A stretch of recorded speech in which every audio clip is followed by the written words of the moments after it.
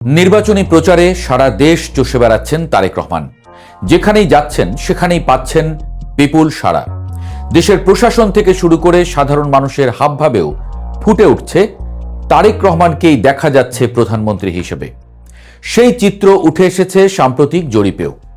Innovation consulting এর জরিপ বলছে, দেশের মানুষের বড় একটি অংশ মনে করছেন বিএনপির চেয়ারম্যানের চেয়ারে বসাটা এখন সময়ের ব্যাপার মাত্র।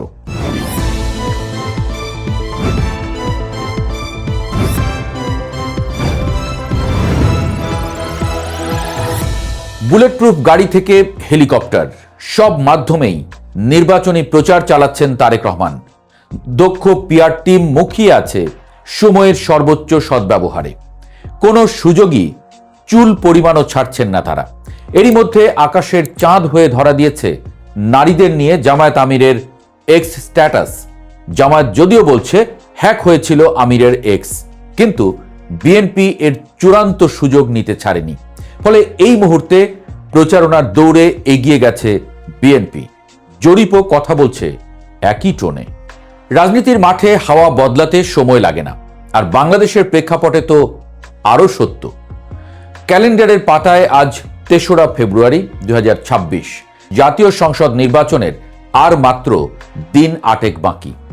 মাঠে চলছে বল দখলের চূড়ান্ত লড়াইয়ের মধ্যেই দিন কয়েক আগে ইনোভেশন কনসাল্টিং এর পিপলস ইলেকশন পালস সার্ভে যেন বোমা ফাটালো। জরিপের ফলাফল বলছে, দেশের ৪৭.৬% মানুষ মনে করছেন তারেক রহমানই হতে যাচ্ছেন দেশের ১১তম প্রধানমন্ত্রী। রাজধানীর কারওয়ান বাজারে বিডিবিএল ভবনে যখন এই জরিপের ফলাফল প্রকাশ করা হচ্ছিল, তখন বাইরের রাজনৈতিক উত্তাপের সঙ্গে ভেতরের তথ্যের উত্তাপ মিলেমিশে একাকার। নির্বাচন যত ঘনিয়ে আসছে, বিএনপির সমর্থন যে জ্যামিতিক হারে বাড়ছে তা আর বলার অপেক্ষা রাখে না। বিশেষ করে গত কয়েক মাসে তারেক রহমানের দেশে ফেরা, খালেদা জিয়ার প্রয়াণ এবং দলের হাইকমান্ডের সুচতুর কৌশল বিএনপিকে এমন এক অবস্থানে নিয়ে গেছে যেখানে তারা এখন একক আধিপত্যের স্বপ্ন দেখছে, এমনটাই বলছেন বিশ্লেষকরা। অথচ রাজনীতির দাবা খেলায় সব গুটি কিন্তু বিএনপির পক্ষে ছিল না।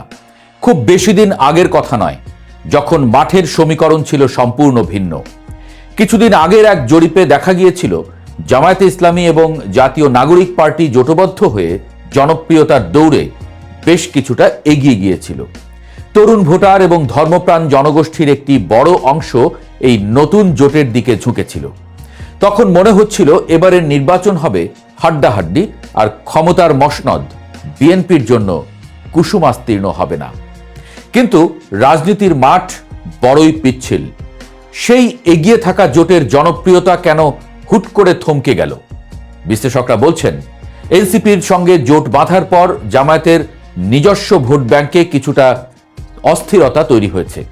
এছাড়া নারী নেতৃত্ব এবং কর্মসংস্থান নিয়ে জামায়াত আমিরের কথিত এক্স স্ট্যাটাস, যা পরে হ্যাকড হয়েছে বলে দাবি করা হয়, তা নিয়ে বিএনপির সাইবার উইং এবং পিআর টিম যে ঝড় তুলেছে, তাতে জনমতের পাল্লা বিএনপির দিকে হেলে পড়েছে বলে মনে হয়।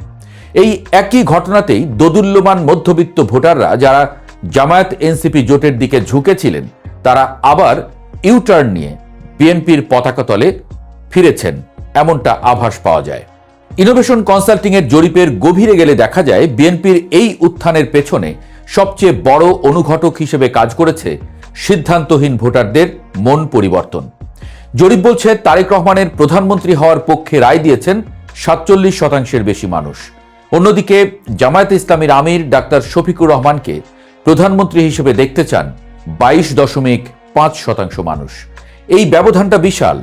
আর কৌতূহলোদ্দীপক বিষয় হল, ছাত্র জনতার অভ্যুত্থানের অন্যতম মুখ নাহিদ ইসলামকে ভবিষ্যৎ প্রধানমন্ত্রী হিসেবে দেখছেন মাত্র ২.৭% মানুষ।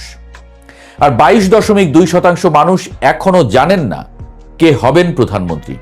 তবে জরিপ পরিচালনাকারী প্রতিষ্ঠানের ব্যবস্থাপনা পরিচালক রুবাইয়াত সারওয়ারের বক্তব্যে উঠে এসেছে এক চমকপ্রদ তথ্য। আগের রাউন্ডগুলোতে যারা জামায়াত বা এনসিপির পক্ষে ছিলেন, তাদের একটি উল্লেখযোগ্য অংশ এখন বিএনপির দিকে শিফট করেছেন। অর্থাৎ জোটের রাজনীতি জামায়াতের জন্য যতটা না সুফল বয়ে এনেছে, তার চেয়ে বেশি ভোট ট্রান্সফার করেছে বিএনপির বাক্সে। মাঠের রাজনীতির সবচেয়ে বড় প্রশ্ন ছিল আওয়ামী লীগের ভোট কোথায় যাবে। জুলাই অভ্যুত্থানে ক্ষমতাচ্যুত এবং বর্তমানে নির্বাচন ও নিবন্ধন স্থগিত থাকা আওয়ামী লীগের সমর্থকরা এখন রাজনৈতিক এতিম। কিন্তু ভোট তো আর উধাও হয়ে যায় না। পেপসের জরিপ বলছে এক সময়ের কট্টর আওয়ামী লীগ সমর্থক বা ভোটারদের প্রায় 32.9% এখন বিএনপিকে ভোট দেওয়ার কথা ভাবছেন। এটা রাজনীতিতে এক বড় ধরনের প্যারাডাইম শিফট। এক সময়ের সাপে নেউলে সম্পর্ক থাকা দুই দলের কর্মী সমর্থকদের এই মেরুকরণ বিস্ময়কর। অন্যদিকে মাত্র 13.2% আওয়ামী লীগ ভোটার জামায়াতকে বেছে নিতে পারেন বলে জানিয়েছেন, আর 41.3% এখনো সিদ্ধান্তহীনতায় ভুগছেন। এই সাইলেন্ট ভোটার বা সিদ্ধান্তহীনরাই নির্বাচনের দিন শেষ ট্রাম্প কার্ড হতে পারেন। তবে বিশ্লেষকরা মনে করছেন জামায়াত ভীতি এবং ধর্মনিরপেক্ষতার প্রশ্নে আওয়ামী লীগের তৃণমূলের একটি বড় অংশ কৌশলগত কারণেই বিএনপির ধানের শীষে সিল মারাটাকে মন্দের ভালো হিসেবে বেছে নিতে পারেন।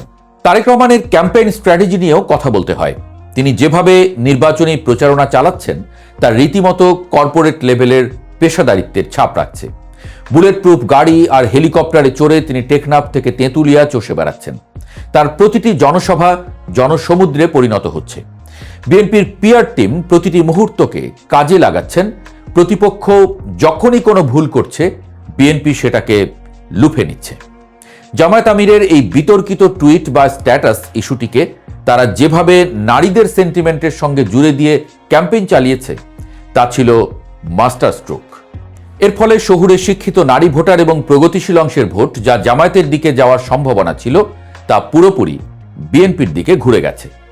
জরিপেও দেখা যাচ্ছে এলাকাভিত্তিক সম্ভাব্য বিজয়ীর প্রশ্নে 52.9% উত্তরদাতা মনে করেন তাদের এলাকায় বিএনপি প্রার্থী জিতবে। রাউন্ড 2 তুলনায় এই হার 7.5% বেড়েছে, যা প্রমাণ করে নির্বাচনের ঠিক আগ মুহূর্তে বিএনপি কতটা অপ্রতিরোধ্য গতিতে এগিয়ে যাচ্ছে। আগামী 12 ফেব্রুয়ারি অনুষ্ঠেয় ত্রয়োদশ জাতীয় সংসদ নির্বাচনের ব্যালট পেপারে শুধু এমপি নির্বাচনই হবে না, হবে সংবিধান সংস্কারের গণভোটও। জুলাই সনদের আলোকে সংবিধানের আমূল পরিবর্তনের এই উদ্যোগে জনগণের সাড়া কেমন? জরিপ বলছে উত্তরদাতাদের প্রায় 60% গণভোটে হ্যাঁ জয়যুক্ত হওয়ার পক্ষে মত দিয়েছেন। 22% মানুষ এ বিষয়ে এখনো অন্ধকারে বা জানেন না। এই গণভোটের বিষয়টিও নির্বাচনের মোড় ঘোরানোর একটি অনুষঙ্গ। বিএনপি তাদের ইশতেহারে রাষ্ট্র সংস্কারের যে 31 দফা দিয়েছিল তার সঙ্গে জুলাই সনদের অনেক মিল থাকায় সংস্কারকামী তরুণদের ভোটও বিএনপির দিকে ঝুঁকছে। জামায়াত ও এনসিপি জোট সংস্কারের কথা বললেও ভোটাররা মনে করছেন রাষ্ট্র পরিচালনার অভিজ্ঞতা এবং প্রশাসনিক কাঠামো নিয়ন্ত্রণে রাখার সক্ষমতা এই মুহূর্তে বিএনপিরই বেশি আছে। অনিশ্চয়তার চেয়ে অভিজ্ঞতার উপরই বাজি ধরতে চাইছে সাধারণ মানুষ। ভোটের আর মাত্র কয়েকদিন বাকি। সারা দেশের 64 জেলার গ্রাম এবং শহরের 5147 জন মানুষের উপরে চালানো এই জরিপ যদি বাস্তবের প্রতিচ্ছবি হয় তবে ফলাফল একরকম লিখেই রাখা যায়। জরিপের তথ্য মতে বিএনপি 52.8% ভোট পেতে পারে, যেখানে জামায়াত এবং তাদের জোটের ভাগে জুটতে পারে 31% ভোট। এই ব্যবধান ঘুচিয়ে শেষ মুহূর্তে জামায়াত এনসিপি জোটের পক্ষে বাজি উল্টে দেওয়াটা প্রায় অসম্ভব, বিশেষ করে যখন সিদ্ধান্তহীন ভোটারদের 26.6%ই এখন বিএনপির দিকে ঝুঁকে পড়েছেন। জামায়াতের ভোট ব্যাংকে অস্থিরতা, এনসিপির সঙ্গে জোট নিয়ে তৃণমূলের কর্মীদের ধোঁয়াশা এবং আওয়ামী লীগের এন্টি জামায়াত জোটের কৌশলগত শিফটিং সব মিলিয়ে তারেক রহমানের প্রধানমন্ত্রী হওয়ার পথটা প্রশস্ত হয়ে গেছে বলেই মনে হচ্ছে।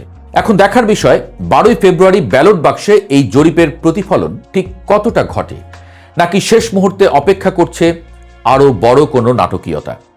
তবে আপাতত হাওয়া ভবনের উত্তরসূরি যে বঙ্গভবন বা গণভবনের দিকে এগিয়ে যাচ্ছেন তা চাউর হয়ে গেছে টেকনাফ থেকে তেঁতুলিয়া।